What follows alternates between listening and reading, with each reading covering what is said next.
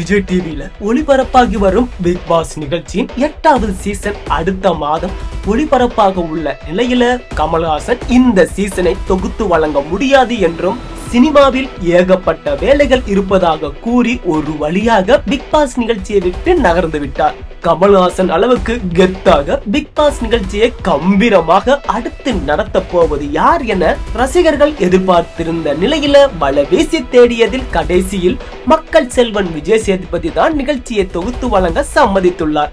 Vijay Sethupathi big pass கோஸ்டாக மாறியுள்ள அதிகாரப்பூர்வ promo வீடியோவும் தற்போது வெளியாகியுள்ளது.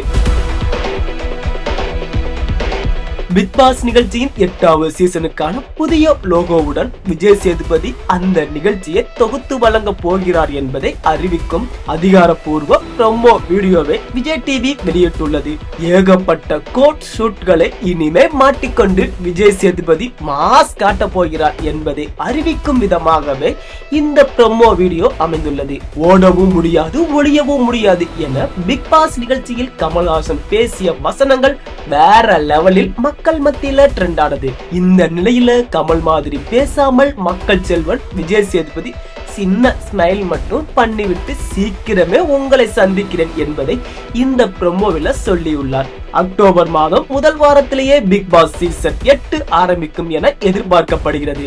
இதற்கிடையிலே பிக் பாஸ் போட்டியாளர்கள் குறித்து தகவலும் தற்போது வந்துள்ளது. அதுவும் இனி வரும் வீடியோகள்ல தொடர்ந்து பார்க்கலாம்.